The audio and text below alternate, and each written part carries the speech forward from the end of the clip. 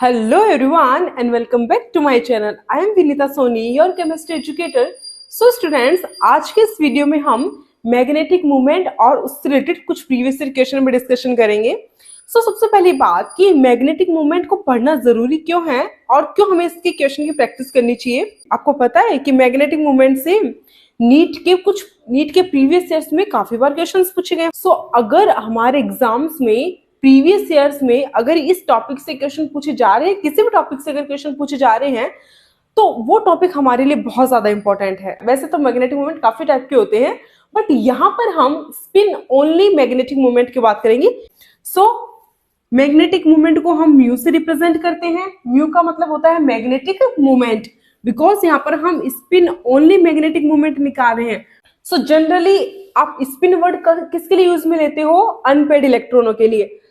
Unpaid इलेक्ट्रॉनों के respect में हम जो मैग्नेटिक मूवमेंट फाइंड आउट करते हैं, कैलकुलेट करते हैं, उसे हम स्पिन ओनली मैग्नेटिक मूवमेंट कहते हैं. इसको निकालने का फॉर्मूला क्या होता है, आप साथ साथ में नोट डाउन करते हुए चलिए. n n+2 bore magneton Bm इसकी यूनिट होती है.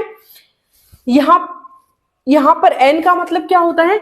n का मतलब यहां पर होता है number of unpaired electron. Students ध्यान से इस फॉर्मूले को आपको नोट डाउन करना है. एक बार फिर से देख लो. स्पिन ओनली मैग्नेटिक मूवमेंट जो कि नीट के प्रीवियस ईयर्स में काफी बार पूछा गया है, इसको फाइंड आउट करने का सिंपल सा फॉर्मूला होता है n+2 बोर मैग्नेटॉन इसकी यूनिट होती है.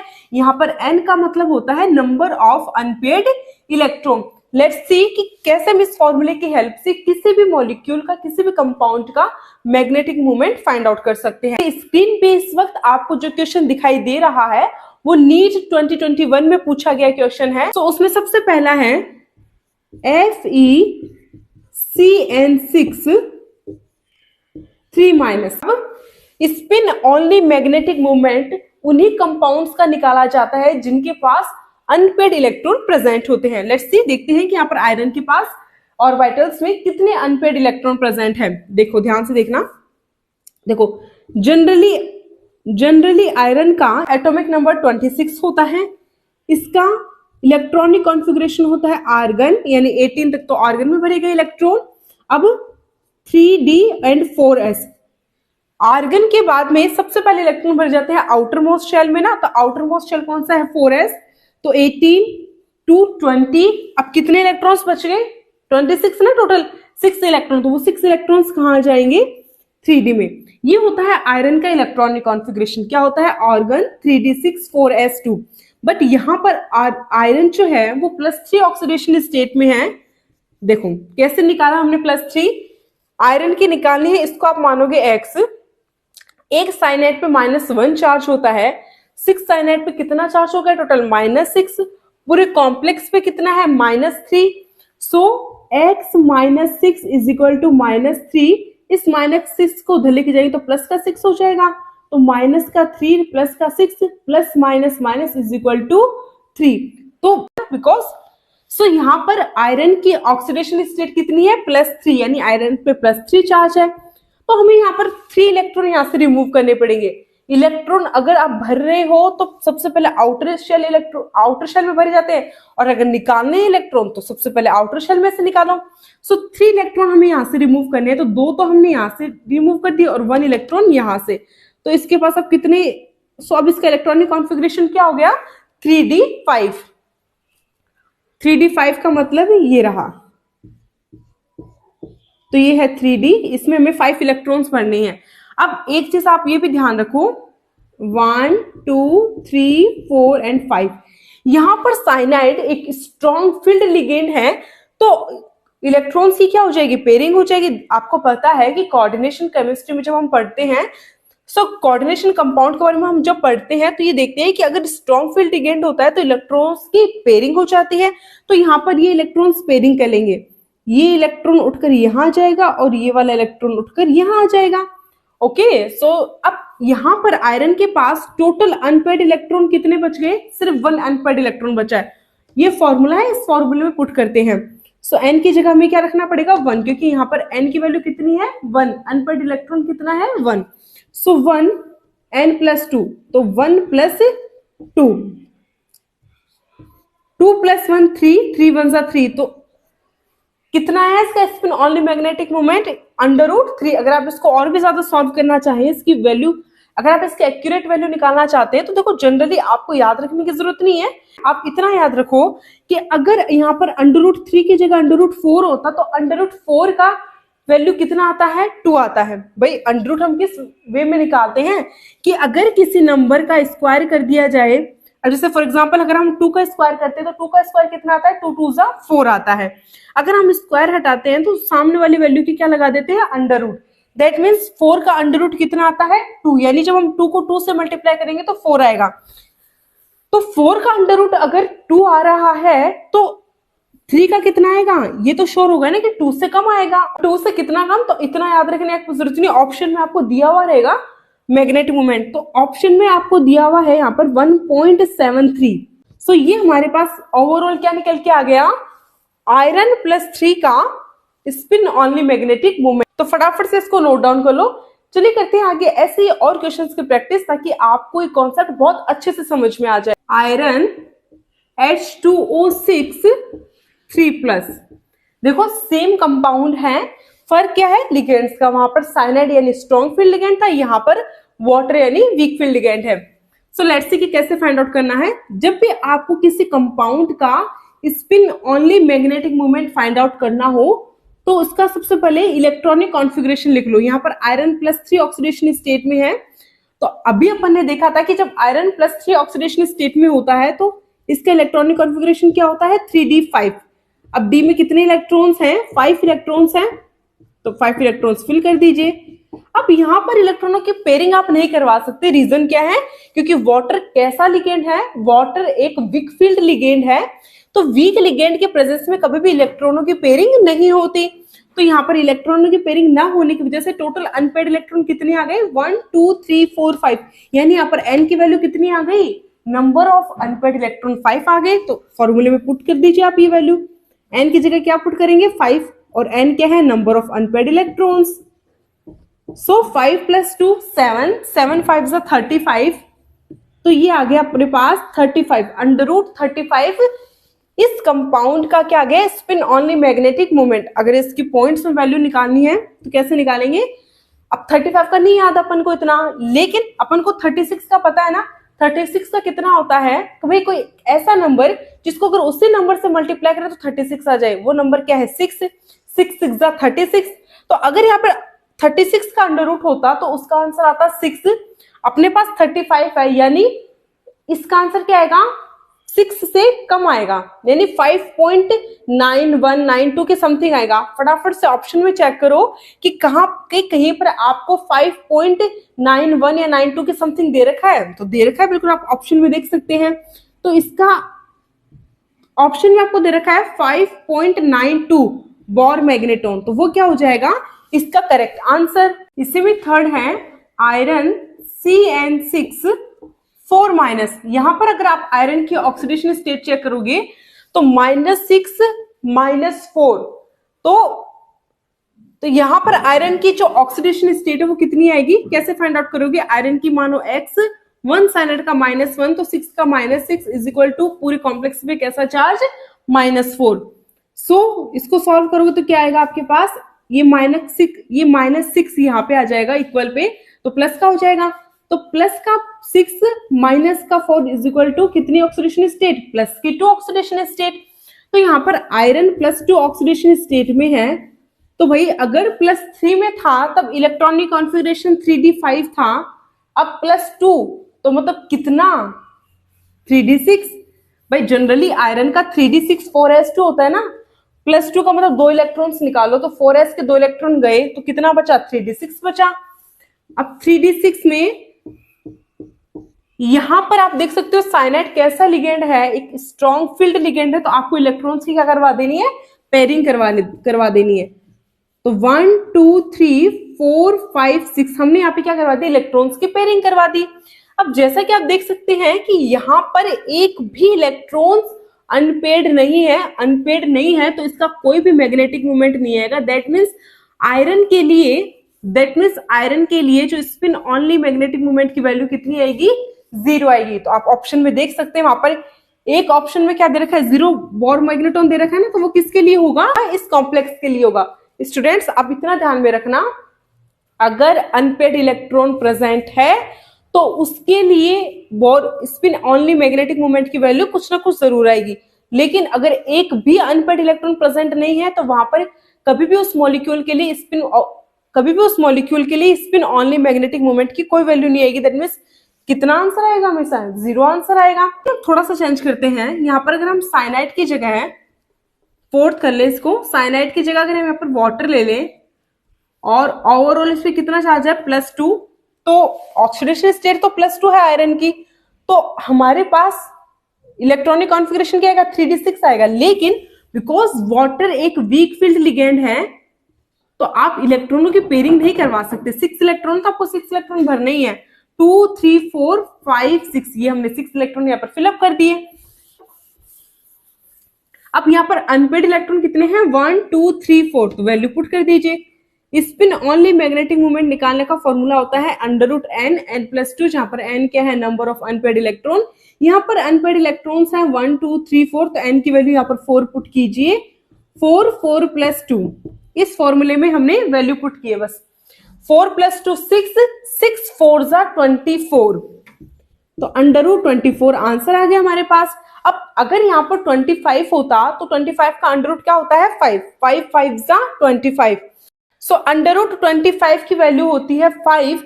तो अगर 24 अंडर है और अगर √24 है, इसका मतलब वैल्यू कितनी आएगी, 5 से कुछ कम आएगी, 4.80 या 90 के समथिंग आएगी। सो ऑप्शन में चेक करो कि कहीं पर 4.80 या 90 के समथिंग कोई वैल्यू दे रखी है। सो बिल्कुल दे रखी है, अगर आप ऑप्शन में देखें तो वहां पे एक तरफ वैल्यू दे रखी है 4.90 बोर मैग्नेटॉन। अब देखिए नीट 2020 में क्वेश्चन आया था कि क्रोमियम +2 के लिए स्पिन ओनली मैग्नेटिक मोमेंट की वैल्यू फाइंड आउट कीजिए। तो सबसे पहले आप देखो क्रोमियम की, तो क्रोमियम आता है 24 नंबर पे, यानी क्रोमियम का एटॉमिक नंबर 24 होता है, 3D का एलिमेंट है नहीं, सो 3d4s 24 होता है ना, तो 4s2 3d4 होना तो ये चाहिए था, ठीक है ना भाई। 18 तक तो इलेक्ट्रॉन्स आर्गन में भरे गए, 18 19 20 24 होना तो ये चाहिए था, लेकिन ऐसा होता नहीं है। ये होता एक्चुअल में होता क्या है कि s अपना एक इलेक्ट्रॉन यहां पर देखे, इसको तो 3d5 कर देता है, ये 4s1 हो जाता है। रीजन क्या है इसका, क्योंकि कोई भी ऑर्बिटल हाफ फील्ड और फुल फील्ड दो ही कंडीशन में स्टेबल हो सकता है। अब पहले 3d4 था, 4s2 था, 4s तो भरा हुआ था लेकिन 3d तो हाफ फील्ड से भी कम था ना, तो 3d ने क्या किया, एक इलेक्ट्रॉन यहां से ले लिया। अब देखो d में भी, अब d भी हाफ फील्ड हो गया और s भी हाफ फील्ड हो गया, अब ये दोनों स्टेबल हो गए ना, तो स्टेबिलिटी अकर करने के लिए ही ये एलिमेंट्स क्या करते हैं कि अपने इलेक्ट्रॉनिक कॉन्फ़िगरेशन को हाफ फील्ड करना चाहते हैं, हाफ फील्ड या फिर फुल फील्ड करना पसंद करते हैं। सो क्रोमियम का इलेक्ट्रॉनिक कॉन्फ़िगरेशन होता है 3d5 4s1, आप तो इतना याद रखो। अब यहां पर हमें बोला गया कि क्रोमियम +2 के लिए आप निकालो, +2 का मतलब एक इलेक्ट्रॉन ये गया और एक इलेक्ट्रॉन इसमें से जाएगा, यानी टोटल कितना हो जाएगा, 3d4 हो जाएगा इलेक्ट्रॉनिक कॉन्फ़िगरेशन 3d4। अब देखो यहां पर आपको कुछ नहीं बोला है ना, वीक फील्ड स्ट्रॉन्ग फील्ड, और वैसे भी अभी तो ऑर्बिटल हाफ फील्ड ही नहीं हुआ, तो आप वैसे भी इलेक्ट्रॉनों की पेयरिंग तो नहीं करवा सकते। तो यहां पर अनपेड इलेक्ट्रॉन्स कितने हैं, 4 हैं, तो यहां पर n की वैल्यू कितनी रख दोगे आप, 4, तो 4 + 2 6, 6 4 24, जस्ट अभी अपन ने निकाला था 24 का, और √24 की वैल्यू क्या आती है, √24 की वैल्यू आती है 4.90 बोर मैग्नेटॉन। तो ये क्या हो जाएगा इसका आंसर। आई होप स्टूडेंट्स अभी तक अपन ने इतने एग्जांपल्स किए हैं, अब तो आपको इजीली फाइंड आउट करना आ गया होगा कि कैसे हम किसी भी कंपाउंड के लिए, किसी भी इलेक्ट्रॉनिक कॉन्फ़िगरेशन के लिए easily spin only magnetic moment इस फॉर्मूले की हेल्प से फाइंड आउट कर सकते हैं। तो हमने 21 का देख लिया प्रीवियस ईयर क्वेश्चन, 2020 का भी देख लिया। अब देखते हैं 2018 में इस टॉपिक से आए हुए कुछ क्वेश्चंस। सो यहाँ पर आप ये जो क्वेश्चन देख रहे हैं ये नीट 2018 में, ये नीट 2018 में पूछा गया था। सो फोर आयंस है, बताना है कि इनके लिए स्पिन ऑनली मैग्नेटिक मोमेंट की वैल्यू क्या होगी। सबसे पहले स्टार्ट करते हैं कोबाल्ट +3 से। देखो कोबाल्ट का इलेक्ट्रॉनिक कॉन्फ़िगरेशन क्या होता है, कोबाल्ट का एटॉमिक नंबर 27 होता है। 27 का मतलब 3d7 4s2, ये इसका इलेक्ट्रॉनिक कॉन्फ़िगरेशन होता है।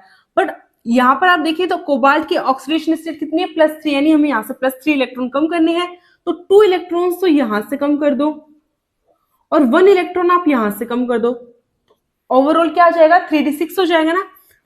अब 3d6 आपको कुछ नहीं बोला गया है कि ये आपको यहाँ पर बताया नहीं गया है कि ये यहाँ पर लिगेंड्स स्ट्रॉन्ग फील्ड है या फिर वीक फील्ड, तो आपको इलेक्ट्रॉन की पेयरिंग नहीं करवानी है। जैसे ऑर्बिटल में हम बढ़ते हैं यूजुअली जैसे हम ऑर्बिटल्स में इलेक्ट्रॉन फिलअप करते हैं वैसे ही फिलअप करने हैं यहाँ पर आपको।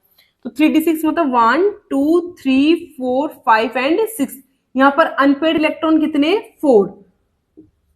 इस फॉर्मूले में पुट कर दो एन की वैल्यू 4 4 + 2, तो 4 + 2 6 6 4 24, तो क्या गया इसका 24 बोर मैग्नेटोन। ये तो कोबाल्ट +3 के लिए स्पिन ऑनली मैग्नेटिक मोमेंट की वैल्यू आ गई। और √24 की वैल्यू कितनी होती है, 4.90।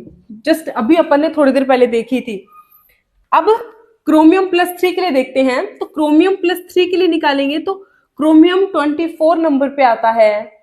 जनरली इसका होता है 3d5 4s1 होता है ना। अब यहां से +3 मतलब 3 इलेक्ट्रॉन्स आप कम कर दो, तो एक यहां से हटा दो और 2 इलेक्ट्रॉन यहां से हटा दो, तो क्या हो जाएगा इसका इलेक्ट्रॉनिक कॉन्फ़िगरेशन 3d3 हो जाएगा। और यहां पर अनपेड इलेक्ट्रॉन्स कितने हैं, 3, तो फॉर्मूले में पुट कीजिए, n की वैल्यू यहां पर 3 दे रखी है, तो 3 3 + 2, तो 3 + 2 5 5 3 15। यहां पर क्रोमियम +3 के लिए स्पिन ऑनली मैग्नेटिक मोमेंट की वैल्यू कितनी आ जाएगी, √15 बोर मैग्नेटॉन। ऐसे आयरन +3 के लिए देखते हैं, तो आयरन 26 नंबर पे आता है। आयरन का इलेक्ट्रॉनिक कॉन्फ़िगरेशन होता है 3d6 4s2, बट +3 का मतलब यहां से 3 इलेक्ट्रॉन्स आपको कम करने हैं, तो 2 इलेक्ट्रॉन तो आप यहां से कम कर दो, 1 इलेक्ट्रॉन यहां से कर दो, तो 5 आ जाएगा यहाँ पर 3d5। तो 1 2 3 4 5, ये हमने 5 इलेक्ट्रॉन्स यहाँ पे फिलअप कर दिए। अब बच्चों यहाँ पर टोटल अनपेड इलेक्ट्रॉन्स कितने, 5, यानी n की वैल्यू कितनी, 5 ना, n का मतलब अनपेड इलेक्ट्रॉन्स, तो 5 5 + 2, 5 + 2 7 7 5 से 35, तो 35 बोर मैग्नेटॉन। निकल +2 की बात करें तो निकल 28 नंबर पे आता है। इसका इलेक्ट्रॉनिक कॉन्फ़िगरेशन होता है 3d8 4s2, +2 का मतलब 2 इलेक्ट्रॉन यहां से हटा दो आप, तो क्या बनेगा electronic configuration 3d8 1 2 3 4 5 6 7 8। Total unpaired electrons कितने, 2। वैल्यू पुट कीजिए फॉर्मूले में, n की जगह 2, तो 2 + 2 2 + 2 4 4 2 8, तो √8 बोर मैग्नेटॉन। सो स्टूडेंट, जैसा कि आपको स्क्रीन पे क्वेश्चन दिखाई दे रहा है, ऑप्शंस दे रखे हैं, करेक्ट आंसर अपन ने देख ली है। तो आप अगर आप इसको मैच करोगे तो ऑप्शन जो थर्ड है ना, तो ऑप्शन थर्ड आपको यहाँ पर एकदम करेक्ट आंसर मिलेगा। सो स्टूडेंट्स, आई होप ये पूरा वीडियो देखने के बाद में आप इजीली एग्जाम्स में, अब बिकॉज लगातार 4 सालों से इस टॉपिक से क्वेश्चन पूछे जा रहे हैं, इन फ्यूचर और भी ज्यादा चांसेस बन जाते हैं इस टॉपिक से क्वेश्चंस आने के, तो इम्पोर्टेंट है, इजी है, इजी वे में एक्सप्लेन किया है मैंने, इतना कोई टफ नहीं है। प्रैक्टिस अपन ने यहाँ पे बहुत सारे एग्जाम्पल्स कर लिए हैं।